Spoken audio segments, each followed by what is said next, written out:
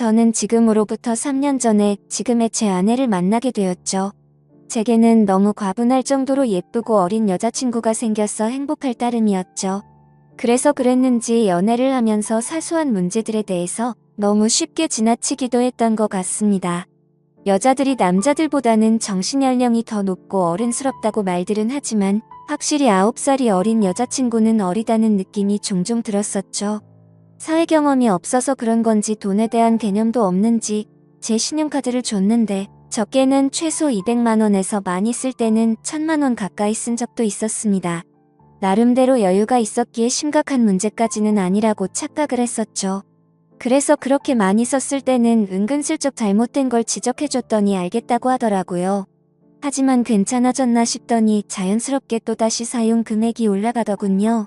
그렇다고 카드를 도로 뺏을 수도 없었고 여자친구와 헤어질 수도 없었습니다. 제가 너무 사랑했었기에 대부분의 모든 것들이 용서가 되더라고요. 그리고 결혼하고 나서 아이도 낳고 하면 경제적으로 더 조심하는 여자가 되겠지라고 생각했었죠. 또 문제가 됐던 건 밤낮 가릴 거 없이 하루 종일 울려대는 카톡 메시지였죠. 여자친구가 대학교를 다니고 있었을 때인데 어떻게 연락처를 알고 연락이 오는 건지 별의별 남자들이 다 찝쩍대더라고요. 물론 여자친구가 인기가 많은 건 남자친구로서 으쓱할 수 있는 건 맞았지만 이것도 한두 번이지 연애하는 동안 매일같이 겪으니 스트레스가 너무 많이 쌓이더군요. 그렇다고 여자친구가 답장을 하지 않고 무시하는데 뭐라고 할 수도 없는 노릇이었죠. 하지만 나중에 다시 언급되겠지만 결혼을 하고 나서 이 문제로 인해서 결국에는 큰 문제가 생겨버리고 말았습니다. 아내와 저는 사소한 문제들을 뒤로하고 1년 동안의 연애를 하고서 여자친구에게 프러포즈를 했습니다. 예상대로 여자친구도 저와의 결혼을 받아주었고 양가 어른들을 만나 뵙고 인사를 하려고 상견례를 잡았죠. 그리고 그날 처음으로 마주한 장모님의 모습에 기겁을 할 수밖에 없었습니다. 솔직히 충격 그 자체였었죠. 어느 누가 장모님을 그렇게 생각할까 싶었는데 저의 부모님도 저와 마찬가지로 놀라신 듯한 표정으로 쳐다보고 계시더라고요. 당황스러운 상황을 뒤로하고 식사를 하면서 이야기를 들어보니 장모님이 어린 나이에 철이 없으실 때 제 여자친구를 낳게 되셨고 저와의 나이 차이가 겨우 11살밖에 나지 않더군요. 제게 있어서 아내와 장모님 나이 차이가 위나 아래로나 별로 차이가 나지 않는 거였습니다. 하지만 장모님과 저를 놓고서 겉으로 보면 제가 오히려 더 나이가 많아 보일 정도였습니다. 그동안 여자친구가 왜 이렇게 예쁘고 동안인가 했더니 어머니를 닮아서 그랬던 거구나 싶더군요. 그렇게 상견례 자리는 서로가 기분 좋게 이야기는 오고 갔지만 장모님께서는 내심 걱정이 많이 되셨던 것 같더라고요. 아내와 제가 나이 차이가 많이 나서 아내가 저를 제대로 이해하고 감당은 할 수가 있을까 하는 그런 생각들이 있으셨던 거죠. 심지어 저희 장모님은 이른 나이에 결혼을 실패하신 미혼모셨기 때문에 더 그랬던 것 같습니다. 장모님께서도 제 여자친구처럼 어린 나이에 섣부른 판단으로 결혼을 하게 되었고 제 아내를 낳으셨는데 결국에는 그 결혼 기간이 오래가지 못해서 좋지 않게 끝나버리고 말았던 거죠. 그래서 걱정이 더 크시다는 걸 알 것 같았고 그 마음이 잘 헤아려졌습니다.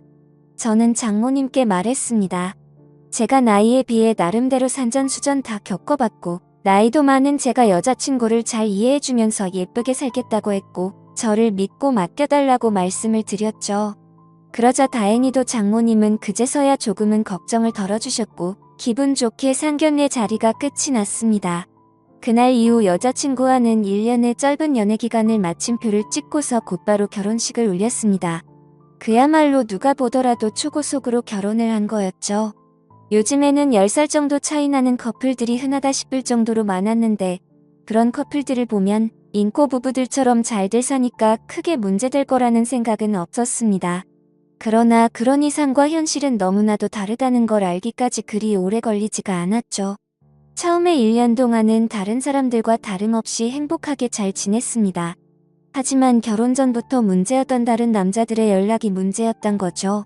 함께 지내다 보니 잠이 막 들려고 하다가도 새벽에 울리는 휴대폰 소리에 깨는 경우가 생기다 보니 짜증이 났습니다. 그것도 급한 연락도 아니고 별것도 아닌 걸로 유부녀에게 추근덕대는 남자들의 연락이니 당연히 화가 날 문제가 아닐까요? 솔직히 결혼을 하게 되면 이런 문제가 없을 거라고 생각을 했고 여자친구도 단호하게 잘 거절할 거라고 생각을 했습니다. 그래서 지나가는 말로 몇 번을 말해봤었는데 소용이 없더라고요. 휴대폰 연락처를 바꾸라고 하면 어릴 때부터 쓰던 번호라서 그럴 수가 없다고 했고, 개인적으로 하는 소셜 계정이라도 없애면 덜하지 않겠냐고 하니까 그러기가 싫다더군요. 왜 가정주부가 그런 것까지 굳이 하려고 하는 건지 물어보니 어린 나이에 시집와서 이런 거라도 안 하면 우울증이 올 것 같다더라고요. 아내의 그 말이 너무나도 황당했습니다. 결혼 전에는 또래 친구들이랑 놀기 싫고 빨리 결혼해서 화목한 가정을 이루고 싶다더니 말이죠. 심지어 정말 다른 사람들과 비교했을 때 부족할 거 전혀 없게 다 해줬다고 생각했는데 너무 큰 배신감이 들었습니다. 저는 아무리 많이 벌어도 한 달에 300만 원을 쓸까 말까인데 아내는 한 달에 평균 700만 원은 넘게 쓰면서도 우울할 수가 있는 거구나 싶더군요. 그래서 그냥 사소한 다툼으로 문제를 키우기 싫어서 그냥 넘어가려고 마음을 먹었습니다. 그나마 바람이라도 피지 않는 게 어디겠냐 라며 생각을 하고 참았었는데 제가 너무 멍청했던 거죠. 그날 이후로 평소와 다름없이 지내던 중 회사 미팅으로 인해서 백화점을 갔던 날 결국 사건이 터지고 말았습니다.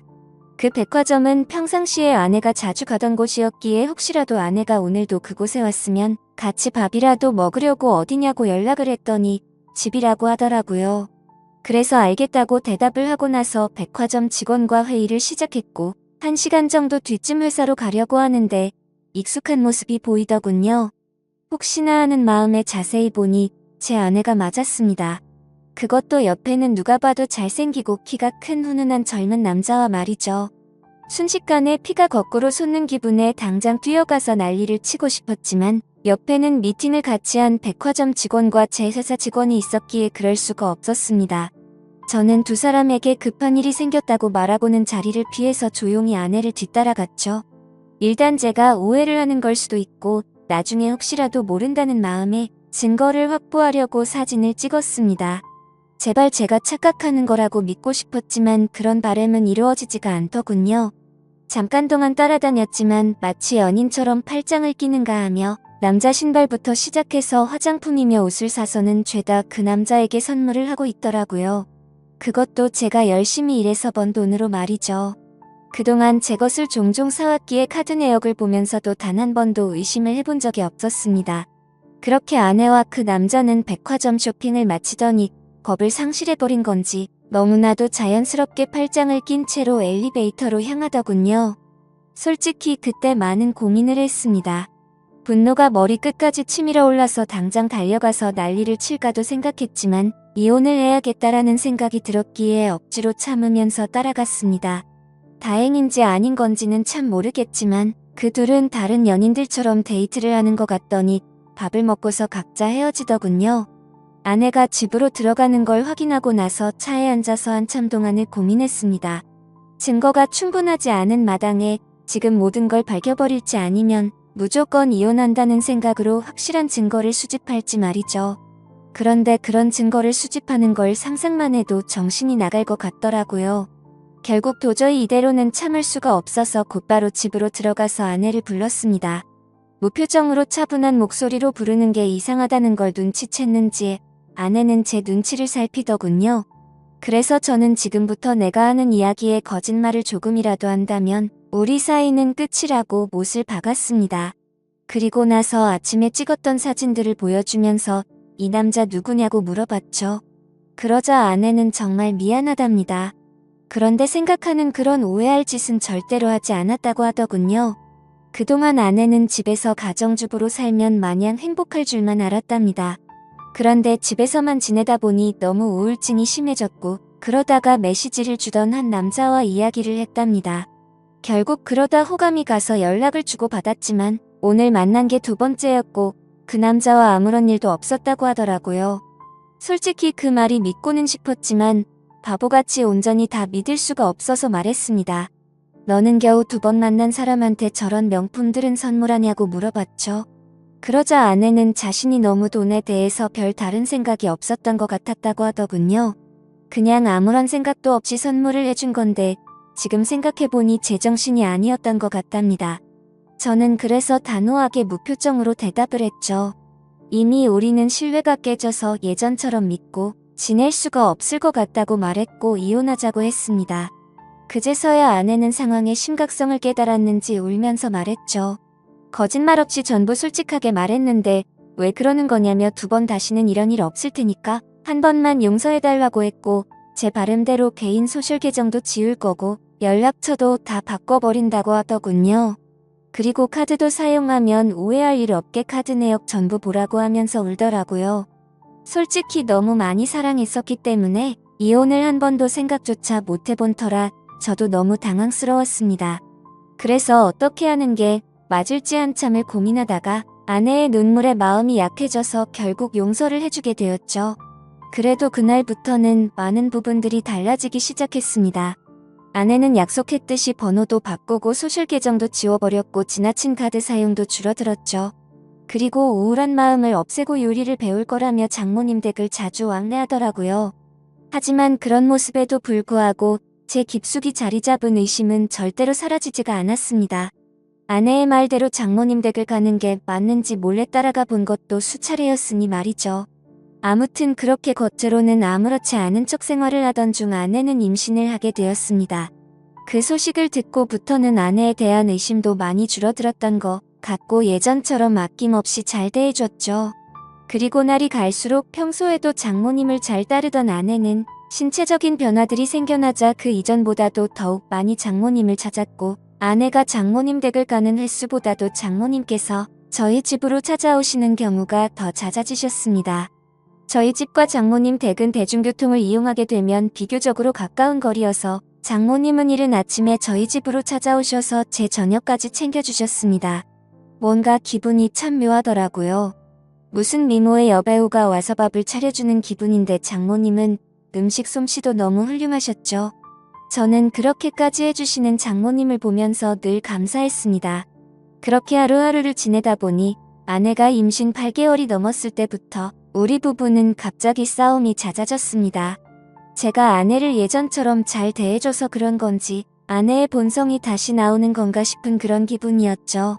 아무튼 저희 회사는 IT 업종이라 일의 특성상 야근이 많은 환경이었기에 늦게 들어가는 날이 많았습니다. 그럴 때면 아내는 제게 온갖 짜증을 내면서 화를 내더라고요. 어떻게 임신한 자신을 두고 매번 이렇게 늦게 들어오냐고 말이죠. 심지어 혹시 자신을 이렇게 만들어 놓고 다른 데 가서 딴 여자랑 놀아나는 거 아니냐고 하더라고요. 아내는 그새 본인이 했던 일을 까맣게 잊어버린 건가 싶더군요. 적반하장도 유분수지 누가 누구를 의심해야 하는 건지 참 황당하고 어이가 없었습니다. 솔직히 그때까지만 해도 정말 하늘에 맹세코 절대로 한눈을 판 적이 없었거든요.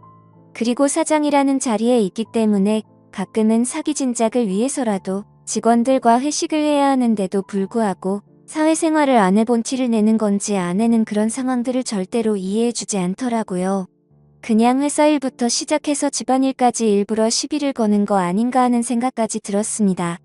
아이를 갖기 전까지만 해도 제가 사장이니까 직원들에게 이렇게 해줘야 한다 저렇게 해줘야 한다라며 제게 많이 내조를 해줬었던 아내인데 갑자기 이렇게 달라지고 이제는 직원들 챙길 시간이 어디 있냐며 되려 성질부터 내는 겁니다.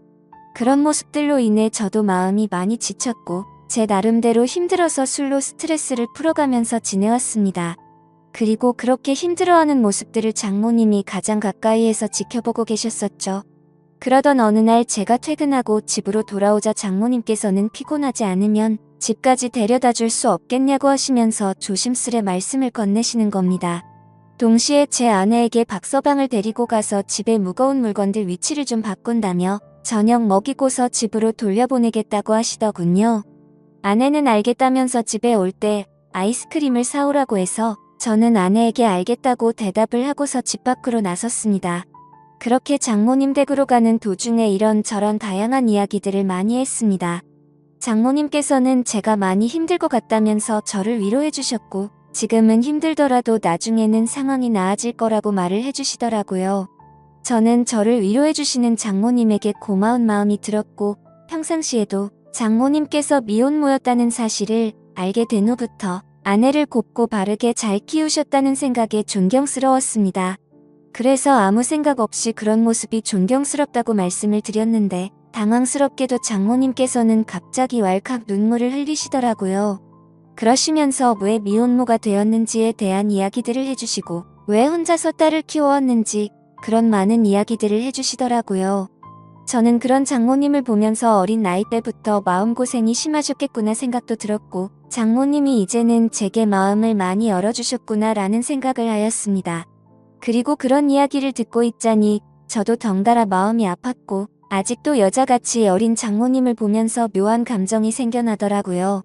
그렇게 그날은 장모님 댁으로 가서 식탁과 TV 선반대를 옮겨드렸고 비빔국수를 얻어먹고서 집으로 돌아왔습니다. 하지만 그날 이후로 장모님과 저와의 사이에서 문제가 생겨났습니다.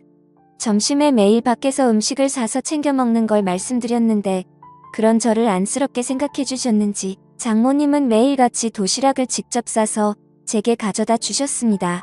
장모님은 딸을 보려고 집에 가는 길에 들려서 주는 거라고 말씀하셨지만 제가 운영하는 회사는 저희 집과는 버스로 3정거장 더 멀리 떨어져 있었습니다.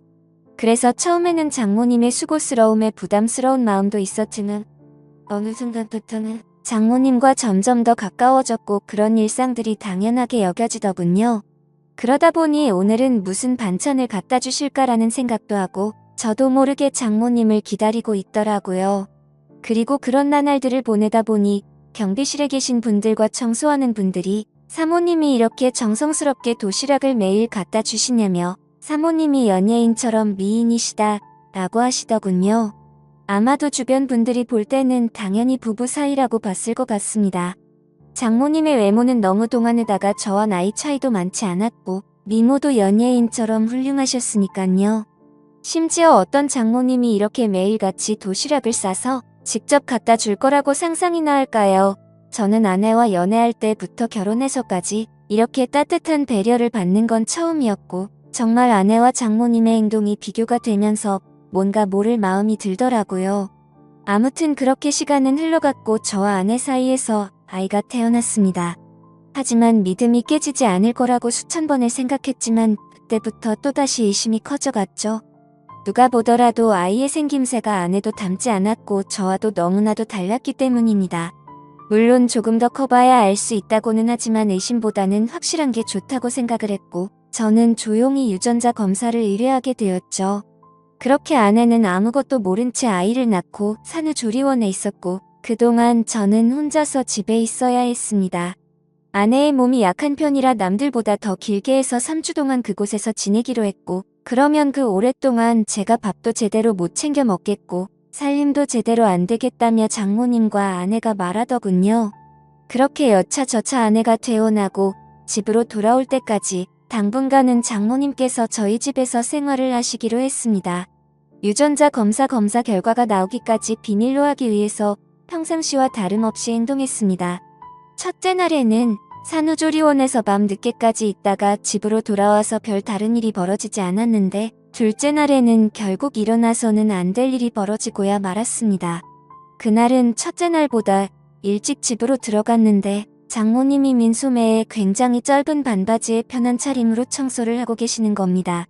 그 모습을 보는 순간 저는 정말 깜짝 놀라버렸습니다. 사실 말이 장모님이지 40대 초중반의 장모님은 밖에서 보면 어느 남자들이나 뒤돌아 볼 만큼 미모가 훌륭했고 관리를 잘하셔서 20대 못지않은 몸매셨죠. 장모님이 아니라 다른 여자였다면 이렇게 놀라지도 않고 아마도 계속 몰래 쳐다보았을 정도입니다. 하지만 장모님의 그런 광경을 보기에는 너무 부담스러웠고 그렇다고 또 장모님을 보고 옷 좀 단정하게 입어주시면 안 되겠습니까? 라고 하기에는 너무 버릇이 없던 거였죠. 결국 저는 조심스럽게 놀란 마음을 진정시키고 눈을 돌린 채 얼른 제 방으로 들어갔습니다. 그렇게 장모님은 집 여기저기를 한참 청소를 하시더니 저녁 식사를 차릴 테니 얼른 씻고 나와서 식사를 하라고 하시더군요.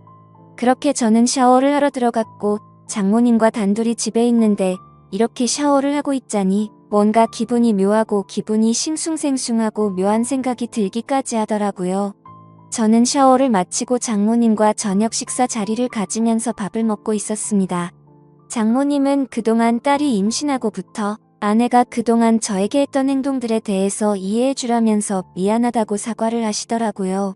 저는 충분히 이해한다며 걱정 말라고 말씀을 드렸고 장모님과 저는 그렇게 이런저런 얘기를 나누면서 식사를 하고서 맥주를 한잔 하였습니다. 한 병이 두 병이 되고 두 병이 세 병이 되고 점점 마시다 보니 장모님과 저는 금세 술에 조금 취하게 되면서 그때 이미 저희 둘 사이의 아내의 존재는 서서히 흐려지기 시작했습니다. 마치 오래 만나온 이성 간의 친구처럼 장모님이 점점 더 예뻐 보였고 기분이 좋아졌습니다. 어쩌면 아내와 매번 느끼고 지내던 세대 차이를 장모님과는 전혀 느껴지지 않았고 그렇게 긴 대화를 주고받았던 것 같습니다. 냉장고에 있던 맥주들도 다 동인하게 되었고 오래간만에 술이라 뭔가 부족하더군요. 그때 눈에 띈 건 진열대에 놓여있던 양주였고 그 양주를 열면서부터 저희 둘의 경계선도 열리게 되었습니다. 40대 초중반의 나이의 얼굴은 30대 못지않고 또 몸매는 20대도 부럽지 않을 만큼의 장모님은 누가 봐도 관리를 잘했기에 그동안 저도 몰래 키워왔던 제 마음이 저도 모르게 생겨나기 시작했습니다. 술에 잔뜩 취해버려서 식탁에 엎드려 자고 있는 장모님을 보고 있는데 정말 피부가 뽀얗고 잡티 하나 없이 너무 예뻐 보였습니다. 그래서 저도 모르게 아내가 아니라 장모님을 만났으면 어땠을까요? 라고 했고 잠들어 있는 장모님을 앞에 두고 모든 사실을 터놓고 하소연을 했죠. 결혼 후에 아내에게 있었던 일에 대해서 말을 했고 믿음이 없어졌다는 사실과 장모님의 행동들이 너무 설레어서 이제는 내 감정과 마음을 모르겠다는 말을 했습니다. 그리고 결정적으로 유전자 검사를 했다는 사실까지 말을 해버린 거죠. 그 말을 꺼내고 나서는 아차 싶어서 봤지만 아무런 미동조차 없는 장모님을 보면서 안심을 했고 더 이상 실수를 해서는 안 되겠다 싶어서 방으로 들어가서 잠을 잤습니다. 그리고 다음날 일어나서는 사위로서 해서는 안 되는 말과 유전자 검사를 했다고 말한 기억이 들면서 깜짝 놀랐습니다. 혹시나 하는 마음에 얼른 거실로 나가보니 장모님은 전날에 술을 너무 마셔서 기억이 없다면서 정리가 안 된 술자리를 정리하고 계시더군요. 저는 속으로 한숨을 내쉬며 한편으로는 다행이라고 안심하면서 어색하지 않은 티를 내려고 TV를 봤습니다. 그날은 아내 출산으로 인해 회사를 쉬고 있어서 집에 있었는데 점심때가 다 되어서 장모님은 아내에게 다녀온다며 집 밖으로 나가셨습니다. 그래서 저는 조금은 편안해진 마음으로 조금 더 쉬고 있었습니다. 그날은 어제 있었던 일로 인해 아내에게 죄책감이 몸둘바를 몰라서 차마 얼굴을 보러 갈 수가 없겠더군요. 그렇게 저는 반성하면서 집에서 있었고 시간은 자정이 다 되어갔습니다. 아무래도 장모님께서는 아내와 같이 있으려나 보다 하고서 잠자리에 들려고 방에서 누워있는데 문 여는 소리가 들리더니 장모님이 자정이 조금 넘어서 집으로 들어오시더군요. 어딜 가서 술을 드신 건지 취하셔서 술 냄새가 진동을 하더라고요. 저는 술에 취한 장모님께 인사를 드렸고 장모님은 스스로 방으로 들어가서 누우셨습니다. 그렇게 잠에 드시는 걸 확인하고 저도 제 방으로 들어와 잠을 자려고 돌아서는데 갑자기 장모님이 저에게 어제 자신에게 했던 말에 대해서 할 말이 없냐고 하시더군요. 내가 어제 잠든지 알았냐며 어떻게 내게 그런 말을 할 수가 있냐고 하더라고요. 저는 정말 깜짝 놀랐고 혹시라도 아내에게까지 이 얘기를 하신 건 아닐까 너무나도 놀랐습니다. 곧장 저는 장모님에게 다가가서 무릎을 꿇고 빌었습니다. 그리고 솔직하게 말했습니다. 그동안 아내에게 받아온 내조와 다르게 장모님이 해주시던 배려가 너무 좋았다고 했죠. 그리고 사람 감정이라는 게 제 마음대로 되는 것도 아니고 그저 술에 취해서 헛소리를 한 거라고 말했습니다. 더 이상 감정 키워나가는 일 없을 테니 걱정 말라고요. 그러자 장모님은 제 아내가 바람을 피운 내용에 대해 물어봐서 사실대로 다 말해줬고 유전자 검사 결과가 나오면 같이 확인을 해보자고 하시더군요. 그리고 결과를 알 때까지는 아내에게는 절대로 비밀로 하자고 하시더군요. 그러겠다고 대답을 하자 장모님은 아직 술이 덜 깨신 건지 갑자기 돌변하시더니 이미 상황은 엉망진창이니 다른 건 전부 다 잊고 술이나 같이 마시자고 하시더군요.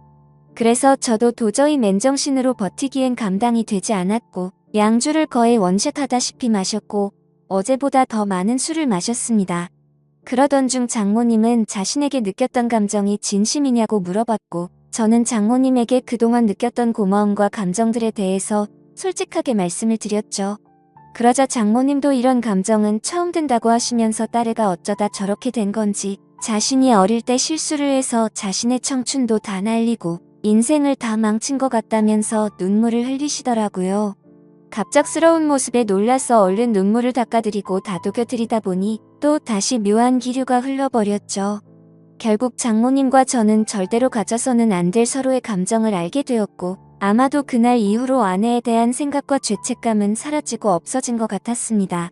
그렇게 며칠이 지나고 나서 유전자 검사지를 받아본 결과 정말 불행하게도 제 친자식이 아니더군요. 곧장 장모님께 이 사실을 알렸고 제가 드는 생각과 감정에 대해서 솔직하게 다 말해줬습니다. 결국 아내와는 협의 이혼을 하게 되었고 지금 당장은 장모였었던 그녀와 저는 서로의 감정을 잘 알고는 있지만 쉽게 연인이 될 수는 없는 상황이네요. 결국 앞으로는 이 상황들이 어떻게 전개될지는 저도 잘 모르겠습니다. 어떻게 해야 할까요? 감사합니다.